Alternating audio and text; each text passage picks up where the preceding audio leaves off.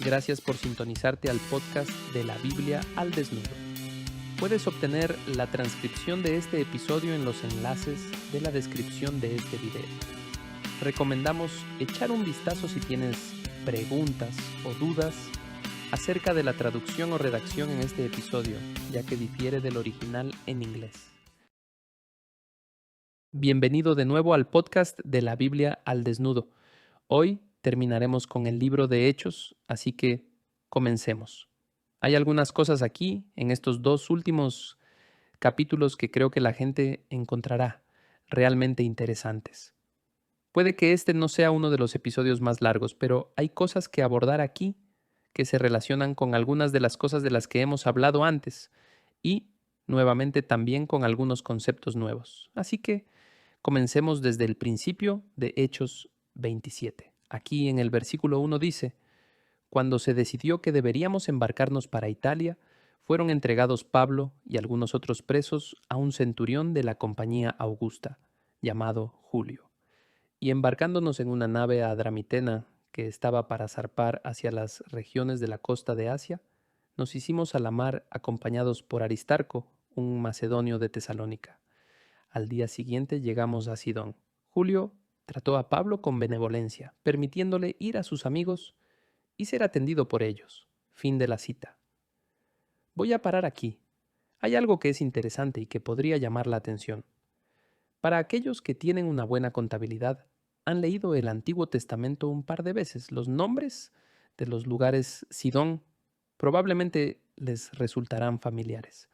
Es más familiar porque el Antiguo Testamento generalmente se combina con Tiro y Sidón. Esta, en los tiempos del Antiguo Testamento, era una ciudad fenicia tal como lo era Tiro.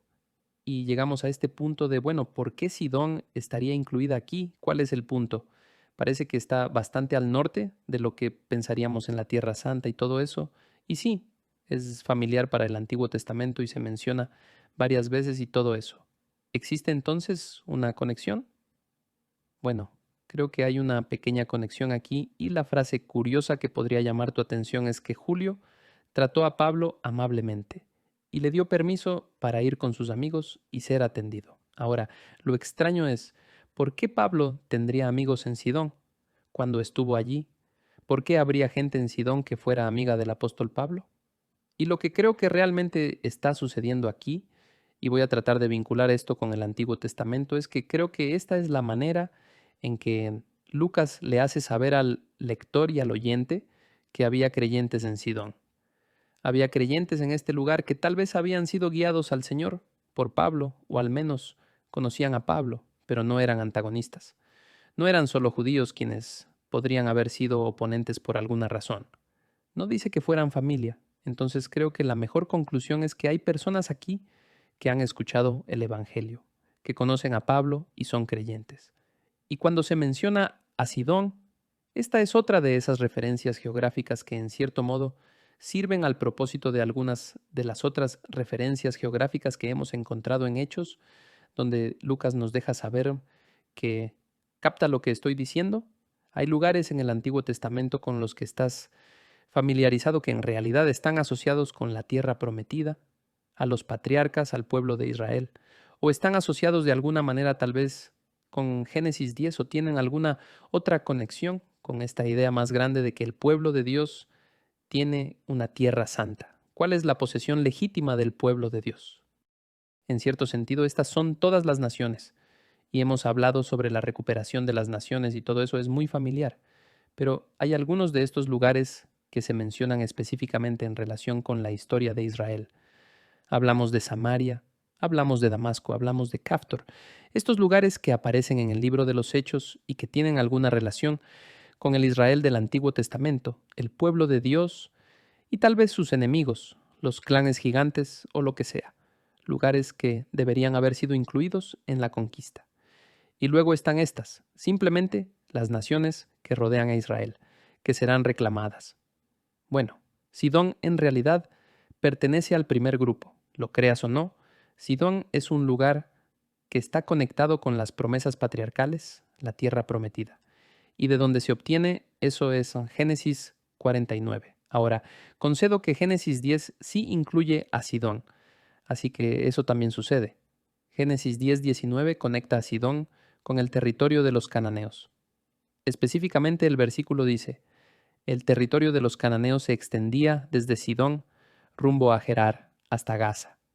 Entonces está ahí, pero está asociado con Canaán. Y eso nos lleva al territorio y plantea la pregunta de, bueno, ¿Sidón en realidad es parte de la tierra prometida según las promesas de los patriarcas? Y la respuesta es sí, sí es parte. Génesis 49:13, cuando Jacob está bendiciendo a los hijos de José y a sus propios hijos hasta el capítulo 49, las 12 tribus, sus 12 hijos, leemos en el versículo 13 sobre Zabulón. Zabulón habitará a la orilla del mar, y él será puerto para naves, y su límite será hasta Sidón. Entonces, esta referencia aparentemente aleatoria a Sidón en Hechos, que ahora se encuentra en el capítulo 27, es otra forma más para que Lucas transmita que todos estos lugares que menciono en Hechos tienen alguna conexión con el territorio que legítimamente pertenecía a Israel, el pueblo de Dios. Y al hacer referencia a esto aquí en Hechos 27, es simplemente una forma informal de decir, sí, incluso en Sidón había creyentes. Hay personas que son nuestros buenos amigos de Pablo. Es la forma en que Lucas dice que el Evangelio también había llegado allí. Entonces, incluir la referencia geográfica es solo otra forma de hacerle saber al lector que el plan no se ha detenido. El Evangelio se está difundiendo por todas partes. Está consumiendo todos estos lugares que habrían estado asociados con el reino territorial de Israel y está llegando a las naciones circundantes exteriores que están bajo el dominio de otros dioses a los que se hace referencia en Génesis 10. Todos estos lugares van a ser el dominio de la familia de Dios. Todo este concepto de la plenitud de los gentiles siendo reunidos de las naciones para que todo Israel pudiera ser salvo. Hablamos de eso la semana pasada o hace un par de semanas, en realidad un par de veces. Este concepto está siendo telegrafiado un poco indirectamente con otra referencia del nombre de un lugar, para que sepamos, que el lector sepa, que los lugares que asociarías con estas ideas, de hecho, están siendo incluidos bajo el dominio del reino de Dios. El Evangelio está penetrando en estos territorios, así que pensé que valía la pena mencionarlo. En un episodio anterior hice referencia a un artículo de un tipo llamado Calais sobre las fronteras de la tierra prometida y puedes regresar a episodios anteriores y encontrar ese artículo en el sitio web. Pero solo quiero leer una pequeña sección sobre esta área de Sidón. Calais escribe, en el norte no llega a la frontera de Canaán y se extiende desde el mar Mediterráneo, algo al norte de Sidón, hasta Baal-Gad, en el extremo sur del valle del Líbano, debajo del monte Hermón. Por tanto, la tierra de Israel incluye el monte Hermón y la parte norte y central de Transjordania, que comprende Basán, Galaad y la llanura, Mishor, hasta el río Arnón, fin de la cita. Entonces, Sidón es una especie de punto más al norte, tal como Génesis 49 dijo que la frontera de Zabulón estará en Sidón, por lo que es un punto muy lejano y al final, y aquí lo encontramos referenciado en un capítulo al final del libro de Hechos.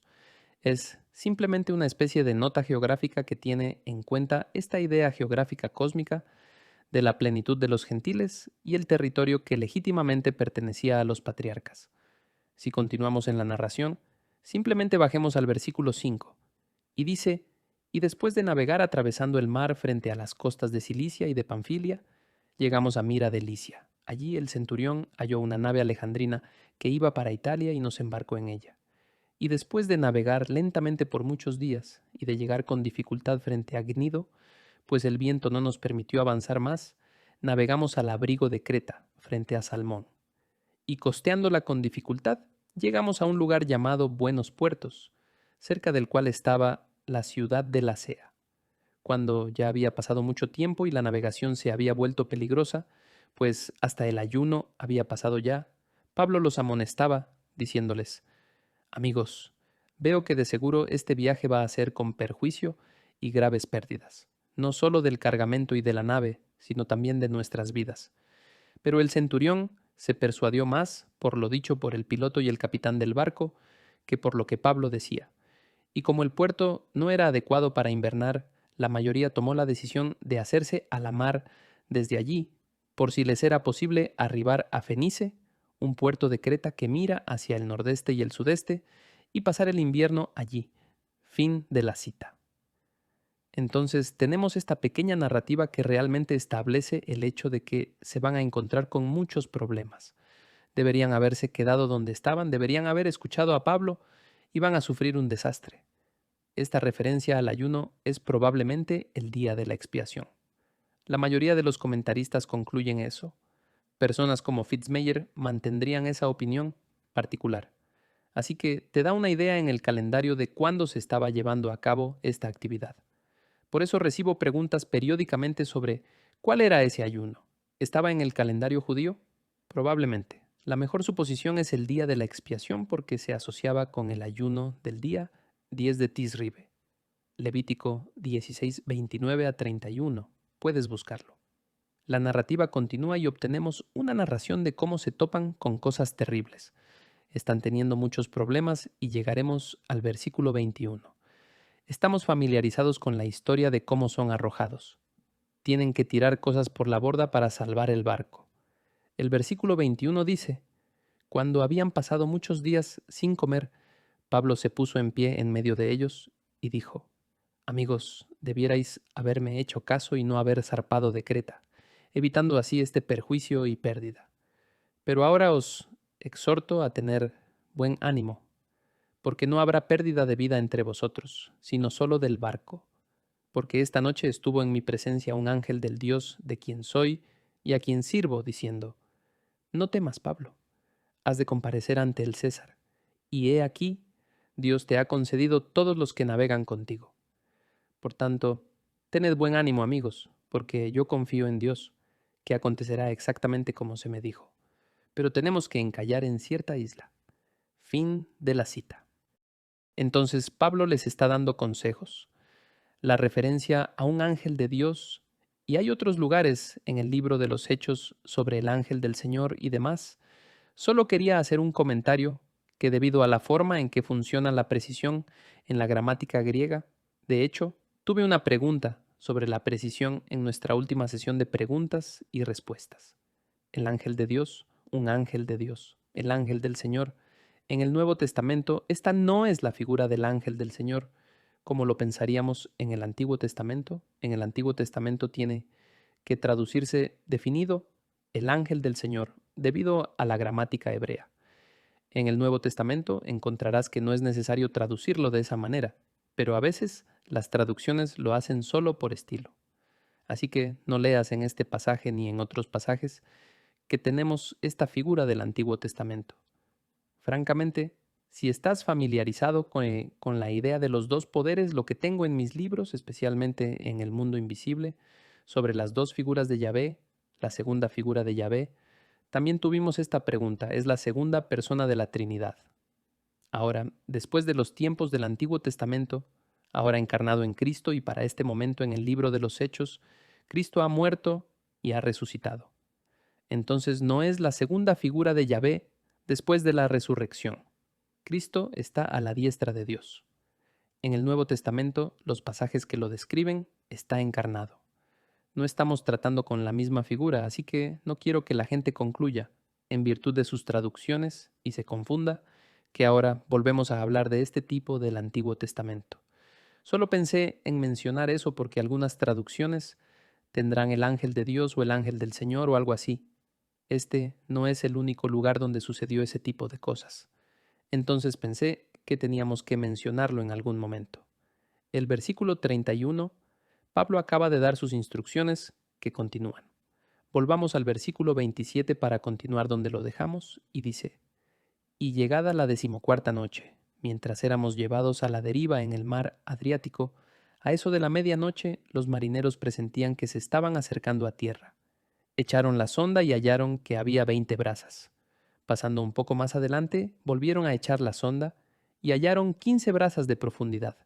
Y temiendo que en algún lugar fuéramos a dar contra los escollos, echaron 4 anclas por la popa y ansiaban que amaneciera. Como los marineros trataban de escapar de la nave y habían bajado el esquife al mar, bajo pretexto de que se proponían echar las anclas desde la proa, Pablo dijo al centurión y a los soldados: Si estos no permanecen en la nave, vosotros no podréis salvaros. Entonces los soldados cortaron las amarras del esquife y dejaron que se perdiera. Fin de la cita. Ahora finalmente le están creyendo a Pablo, están creyendo lo que dice, están confiando en que sí, que un ángel lo había visitado y el ángel le contó todas estas cosas. Si regresa a esos versículos anteriores donde el ángel dice que debe testificar del Señor en Roma, lo que esta sección realmente transmite es que Pablo va a llegar a Roma contra viento y marea. Ese es realmente el mensaje aquí, que Dios tiene la intención de que Pablo llegue a Roma. Y hemos hablado de esto antes. Pablo ve esto como importante, pero realmente necesita llegar a Roma para poder tomar esto, encargarse de este asunto de César y estos cargos porque va a salir de allí e ir a España. Entonces existe la idea de que Dios llevará a Pablo a donde necesita ir, pase lo que pase. Y él le está dando estos mensajes y Pablo les está dando la información a los soldados y ellos realmente le están creyendo. Entonces soltaron los barcos y ahí estaban todos. Están todos en el mismo barco y todos vivirán o morirán y confían en él. No digo que esto sea una conversión de fe, pero están confiando en él. Y el mensaje teológico es que Pablo llegará a Roma, pase lo que pase, y Dios se encargará de ello. Así que están empezando a sentir que hay algo especial en Pablo, al menos en el sentido de que tienes a alguien divino cuidándolo, dándole mensajes, y están empezando a creer al menos eso.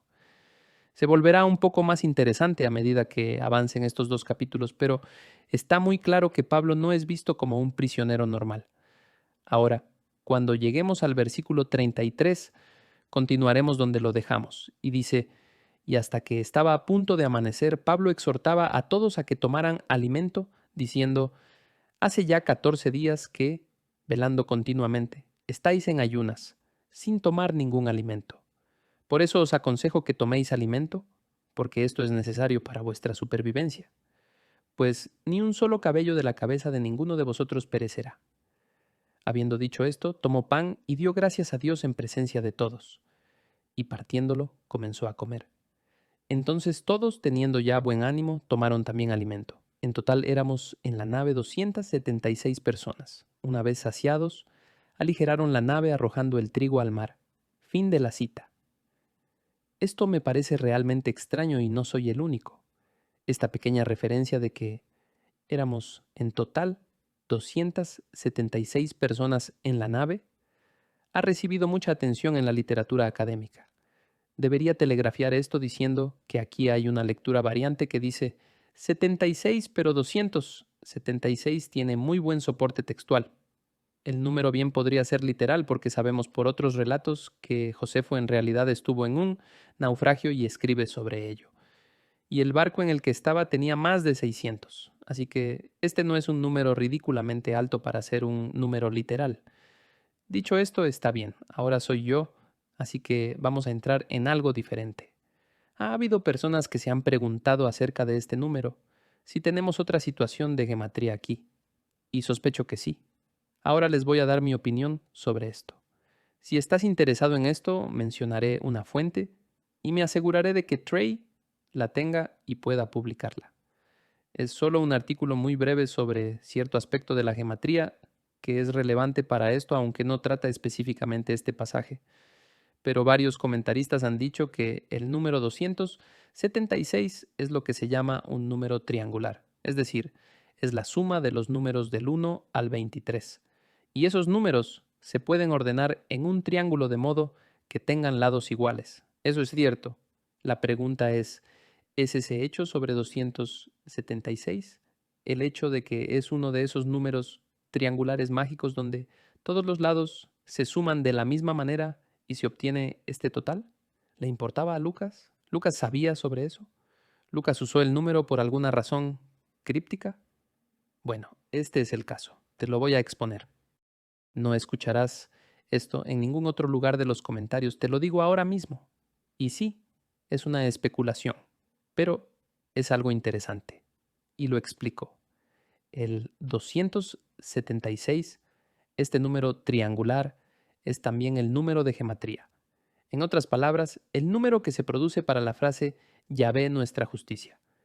En hebreo es el tetragramatón, YHWH.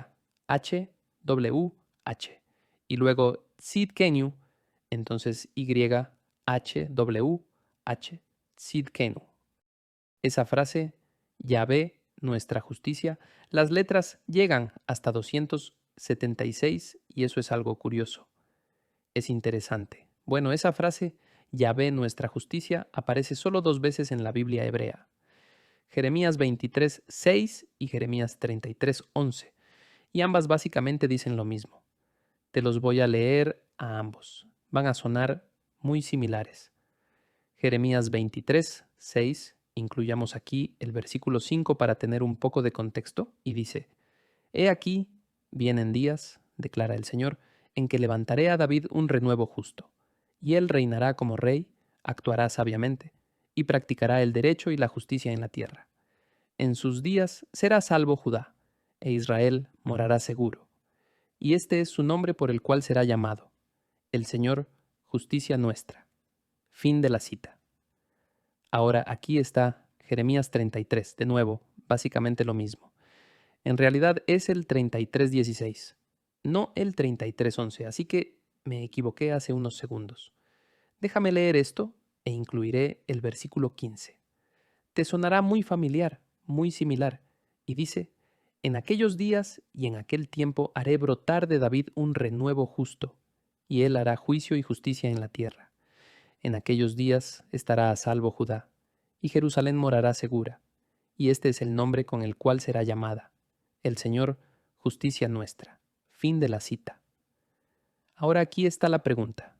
¿Podría el 276, porque es el equivalente numérico de la frase Adonai Tzidkenu, el Señor nuestra justicia? Yahvé nuestra justicia.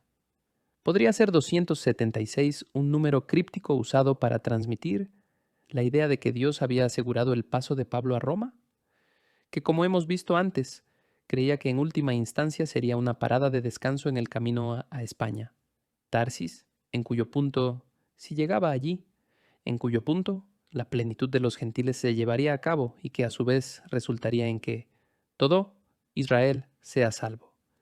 Volviendo a Romanos 15:24, escucha lo que dice. Espero verlos de paso cuando vaya a España y que me ayuden en mi viaje allí una vez que haya disfrutado de su compañía por un tiempo. Pablo realmente cree que llegará a Tarsis. Llegará a España y cuando llegue habrá completado su misión de difundir el Evangelio a todos los lugares. El Evangelio se habrá extendido a todas las naciones que habían sido desheredados en Génesis 10. Y el Evangelio se habrá extendido a todas ellas, sacando a los gentiles que pertenecen a la familia de Dios, y entonces ese sería el detonante para que sus compatriotas, Israel, fueran injertados nuevamente en la familia de Dios, que tuvieran una segunda oportunidad, que fueran salvos, y entonces el Señor regresaría. ¿Es 276 este número? ¿Es literal? Claro, podría serlo. Es una posible referencia a estos pasajes de Jeremías que hablan de, mírenlos, ¿le levantaré a David un renuevo justo? Bueno, ese es Jesús. Él reinará como rey y actuará sabiamente en sus días. Judá será salvo e Israel habitará seguro, y este es el nombre con el que lo llamamos. El Señor es nuestra justicia. ¿Acaso es esta una manera de captar la mente del lector? Nuevamente, tendría que ser un lector bastante alfabetizado, pero es Lucas el médico y él hace todo esto. Ya hemos visto este tipo de cosas antes en sus escritos y en otros libros, como Juan, donde hacen cosas como esta para telegrafiar puntos de manera muy críptica. Se supone que esto llevará la mente de la gente a estos pasajes de Jeremías y creará un vínculo conceptual con el viaje de Pablo a Roma, a Tarsis o España, y la llegada de la plenitud de los gentiles. ¿Es eso lo que está pasando aquí? No sé. Puedes presentar un buen argumento a favor. Tiene sentido, pero en realidad no se nos dice si esa era la intención de Lucas. Francamente no sé si esa era la intención de Lucas, pero es algo aleatorio que Lucas diga. Por cierto, éramos 276. Bueno, está bien. Tal vez solo esté informando eso, pero tal vez esté sucediendo algo más. No lo sé con seguridad. Ahora diré esto también. Podría haber un apoyo un poco más críptico para un enfoque de gematría, como este cuando lleguemos a Hechos 28, porque hay algo en Hechos 28 que podría contribuir a este argumento a mirar este número de esta manera. Llegaremos allí en un momento, entonces conocemos el resto de la historia. Estamos familiarizados con esta parte del libro de Hechos. Llegan a tierra cuando era de día. Versículo 39. No reconocieron la tierra, pero notaron una bahía en la playa. Por supuesto, ellos salieron y los soldados iban a matar a los prisioneros porque tenían miedo de que se escaparan, pero el centurión, versículo 43, deseando salvar a Pablo, les impidió llevar a cabo su plan. Ordenó a los que sabían nadar que saltaran primero por la borda y se dirigieran a tierra y el resto sobre tablas o trozos de la nave.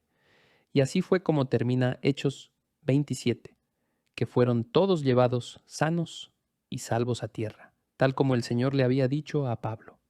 Entonces llegamos a Hechos 28 y leemos lo siguiente. Comencemos desde el principio del pasaje. Y dice, y una vez que ellos estaban a salvo, nos enteramos de que la isla se llamaba Malta. Y los habitantes nos mostraron toda clase de atenciones, porque a causa de la lluvia que caía y del frío, encendieron una hoguera y nos acogieron a todos. Pero cuando Pablo recogió una brazada de leña y la echó al fuego, una víbora salió huyendo del calor y se le prendió en la mano. Y los habitantes, al ver el animal colgando de su mano, decían entre sí, sin duda que este hombre es un asesino, pues aunque fue salvado del mar, justicia no le ha concedido vivir. Pablo, sin embargo, sacudiendo la mano, arrojó el animal al fuego y no sufrió ningún daño. Y ellos esperaban que comenzara a hincharse o que súbitamente cayera muerto. Pero después de esperar por largo rato y de no observar nada anormal en él, cambiaron de parecer y decían que era un dios. Fin de la cita. Así que detengámonos ahí. Son los primeros 6 versos. Nuevamente, esta charla sobre ser un dios nos resulta familiar de Hechos 14, donde Pablo y Silas han estado haciendo cosas milagrosas. Por supuesto que tienen que decir que no, que están entendiendo mal. Los nativos aquí tienen la misma reacción porque Pablo no muere, ni siquiera se enfermó. Y es algo interesante. Tienes una referencia a una víbora, entonces, ¿hay algún tipo de cosa simbólica acerca de cómo el poder de la serpiente no pudo dominar a Pablo y todo eso, no pudo frustrar el plan de Dios?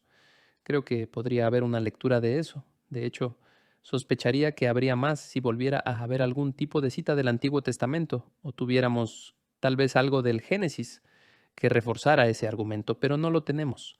Así que tiendo a leer esto simplemente como una historia normal.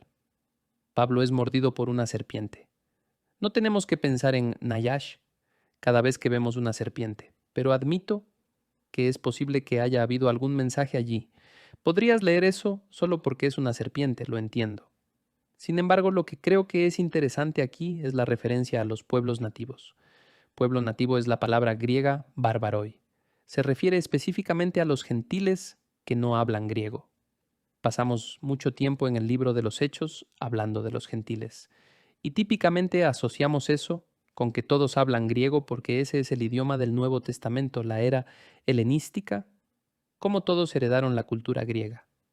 Bueno, aquí Lucas hace hincapié en hacer referencia a los nativos que no fueron helenizados de ninguna manera. Son esencialmente bárbaros, no están civilizados en términos de la cultura griega, digámoslo así, y se les menciona aquí. Y son agradables, los tratan de maravilla. Malta tiene cierta relación con los fenicios. Muchos estudiosos piensan que el idioma que probablemente hablaban aquí, los griegos lo llamaban el idioma de los bárbaros, pero incluso lo comparan con el canto de los pájaros, algo realmente extraño. La mayoría de los eruditos piensan que probablemente sea una forma de púnico hablado, que es un desarrollo del fenicio más antiguo, que es una lengua semítica relacionada con el hebreo. Entonces hay una relación lingüística que es algo interesante. Pero creo que realmente el punto es que aquí Pablo en realidad no dice que evangelizó, aunque dirá que sanó a la gente aquí.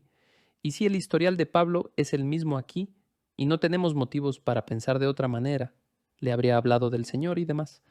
Entonces, incluso más allá del gentil normal, aquí también estamos captando al gentil bárbaro, que queda expuesto a Pablo y su ministerio, lo que él estaba predicando. La referencia a la justicia también es interesante. Aunque ha escapado del lugar, los paganos, los bárbaros, dicen que justicia no le ha permitido vivir. La palabra griega para justicia es dike, D-I-K-E, pronunciado con una E larga, dike. En realidad, este es un nombre divino en griego. Es una personificación de una diosa, diosa de la justicia. Este era su nombre personificado como una diosa de la venganza que persigue la culpa, persigue a las personas que merecen morir y se asegura de que reciban su merecido. Así que eso es lo que están pensando cuando a Pablo le muerde una serpiente en la mano. Ajá, di que justicia no va a dejar vivir a este tipo. Pero sus dioses no tienen ningún control sobre este tipo Pablo, ni sobre sus circunstancias, ni sobre su situación, ni sobre lo que hace, ni hacia dónde se dirige. Aquí hay al menos esa cantidad de mensajes teológicos.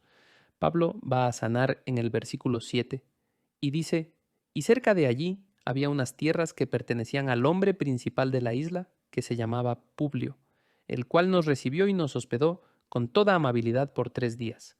Y sucedió que el padre de Publio yacía en cama, enfermo con fiebre y disentería, y Pablo entró a verlo, y después de orar puso las manos sobre él y lo sanó. Cuando esto sucedió, los demás habitantes de la isla que tenían enfermedades venían a él y eran curados. Fin de la cita. Entonces es solo otra referencia a lo que asociamos con el avance del reino de Dios, el poder del reino de Dios y el Evangelio. Incluso aquí, en esta pequeña isla que es totalmente incivilizada, incluso aquí va a suceder. ¿De qué? Justicia no tiene nada que ver con esto. El destino no tiene nada que ver con esto. Pablo y el Dios al que sigue, el Dios al que sirve, el Dios al que ora, el Dios que te sana y muchas otras personas, ese es el que está a cargo. Es un correctivo teológico. Versículo 11, capítulo 28. Lucas escribe, después de 3 meses nos hicimos a la vela en una nave alejandrina que había invernado en la isla y que tenía por insignia a los hermanos gemelos. Ahora bien, este término en griego es Dioscuri. Tenía el Dioscuri como su insignia. Se trata de divinidades muy conocidas, los dioses gemelos. Son jóvenes de Zeus, es decir, los muchachos de Zeus, los jóvenes de Zeus, generalmente llamados los gemelos celestiales. En latín, estos son Castor y Pollux, y es posible que en realidad tengas más familiaridad con esa terminología. Estaban en la mitología griega, en la mitología clásica, los hermanos gemelos del infierno y los hijos de Zeus. En libros como la Odisea se los menciona. Entonces se les pone a un barco. Son parte de la decoración del barco porque los marineros los veneraban como deidades astrales en la constelación de Géminis. Entonces, en otras palabras, eran deidades protectoras de las personas que navegan, de las personas que salen al mar, de los marineros, protegiéndolos de las tormentas. Y no es coincidencia, creo que es interesante que también estén asociados en textos antiguos, textos clásicos e incluso algunos textos modernos, con el fuego de San Telmo, una especie de relámpago o fenómeno luminoso realmente extraño que a menudo se presencia en el mar. Entonces, cuando la gente veía eso, lo asociaban con Castor y Pollux, las dos deidades que estaban allí para proteger a los marineros de cualquier daño. Lucas simplemente dice, oye, esto es justo lo que estaba tallado en el barco. Esto es lo que el barco tenía. Y así sucesivamente. Ahora, es algo interesante que Lucas incluya esto porque creo que es solo una especie de comentario periférico, pero lo voy a incluir aquí debido a lo que hablamos sobre el 276, Dioscuri, y su simbolismo está estrechamente asociado con la escuela pitagórica, los pitagóricos. Si sabes algo sobre Pitágoras, que odio mencionar, sacar a relucir recuerdos de la clase de matemáticas en la secundaria y en la escuela secundaria, el teorema de Pitágoras, este es el tipo. El pitagorismo, este movimiento del que él es líder, era simplemente un matemático, era un filósofo y en el mundo antiguo a los números se les atribuían cualidades divinas. Por eso tienes gematría, por eso tienes números triangulares, por eso tienes algo llamado cuadrados mágicos. Es algo así como un sudoku, donde los números suman la misma cantidad en cualquier lado y en diagonal. A los pitagóricos se les ocurrían estas cosas y luego les daban alguna interpretación o asignaban números específicos a ciertos conceptos teológicos. Hay toda una teología de la aritmética en el mundo antiguo. Puedes conseguir libros sobre teología de la aritmética, geometría sagrada, ese tipo de cosas. Mucho de esto está asociado con la escuela pitagórica y luego con las escuelas que se desarrollaron a partir de ella, como la escuela neoplatónica. Ahora, ¿por qué menciono esto? Se remonta al siglo V antes de Cristo. Es porque si Lucas menciona el Dioscuri, por razones distintas a simplemente, oye, me gusta esa decoración en el barco, tal vez sea una referencia a las ideas pitagóricas. Si lo es, eso da un poco de credibilidad al hecho de que agregaría 276 y esperaría que lectores inteligentes lo interpretaran como gematría. Todo es especulación. No lo sabemos, pero este tipo de simbolismo en un texto narrativo con este tipo de números, un número triangular, llamaría la atención de las personas que estaban interesadas en estas cosas, en estas ideas, la teología de la aritmética, y observarían, seguirían a dónde los lleva. En este caso, los llevaría de regreso a Jeremías y toda la posibilidad de que tengamos aquí una referencia al Mesías que salvaría a Judá e Israel, y de alguna manera eso está asociado con este tipo, Pablo, que acaba de salir del naufragio y se dirige a Roma, y de alguna manera eso significa algo. Bueno, para nosotros, mientras estoy aquí sentado hablándoles de ello, significa algo. No estoy diciendo que esté seguro de si Lucas está haciendo esto deliberadamente, pero puedes ver cómo alguien que piensa en estos términos, todo lo sobrenatural, todo el trasfondo de todo esto. Si alguien, me atrevo a decir como nosotros, leyó el libro de los Hechos y estaba familiarizado con la cosmovisión del Antiguo Testamento, está familiarizado con algunas de estas ideas teológicas en el mundo clásico, algo del simbolismo, algo de la teología de los números, podrían mirar esto y decir, ¿no es eso algo? Este tipo, Pablo, estaba destinado a Roma.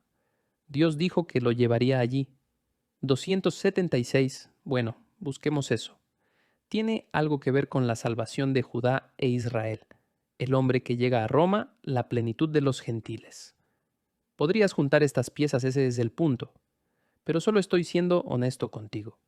Realmente no vas a leer eso en ninguna parte, pero solo digo que vale la pena pensar en que es una posibilidad, pero en este momento es una especulación. Entonces, cuando Pablo llegue a Roma, dejará Malta y tiene una buena experiencia allí. Bajamos al versículo 23 en Hechos 28 y dice, y habiéndole fijado un día, vinieron en gran número a donde él posaba, y desde la mañana hasta la tarde les explicaba testificando fielmente sobre el reino de Dios, y procurando persuadirlos acerca de Jesús, tanto por la ley de Moisés como por los profetas. Algunos eran persuadidos con lo que se decía, pero otros no creían. Y al no estar de acuerdo entre sí, comenzaron a marcharse después de que Pablo dijo una última palabra. Bien habló el Espíritu Santo a vuestros padres por medio de Isaías el profeta, diciendo, Ve a este pueblo y di, al oír oiréis y no entenderéis, y viendo veréis y no percibiréis. Porque el corazón de este pueblo se ha vuelto insensible, y con dificultad oyen con sus oídos, y sus ojos han cerrado, no sea que vean con los ojos, y oigan con los oídos y entiendan con el corazón, y se conviertan, y yo los sane. Sabed, por tanto, que esta salvación de Dios ha sido enviada a los gentiles. Ellos sí oirán. Y cuando hubo dicho esto, los judíos se fueron, teniendo gran discusión entre sí. Y Pablo se quedó por 2 años enteros en la habitación que alquilaba y recibía a todos los que iban a verlo predicando el reino de Dios y enseñando todo lo concerniente al Señor Jesucristo con toda libertad, sin estorbo. Fin de la cita. Y así termina el libro de los Hechos. Termina con Pablo en Roma. La tradición eclesiástica dice que se puede argumentar que Pablo llegó a España, y no estamos 100% seguros, pero hay un alto grado de certeza de que llegó a España. Hablo un poco sobre eso en El Reino Invisible para que puedas buscarlo allí, pero el libro de Hechos termina más o menos como empezó. Si recuerdas en Hechos 1, ellos nombran al otro. Tienen que subir de 11 a 12 porque Judas se fue. Y luego tenemos la promesa del envío del Espíritu, que está vinculado no solo a la salvación de Israel, sino también a la salvación de los gentiles. Obtenemos Hechos 2 con Pentecostés, que inicia el proceso de reclamar a personas de cada nación para la familia de Dios, el reino de Dios. Esas personas resultan recibir el Espíritu de la misma manera que todos los demás.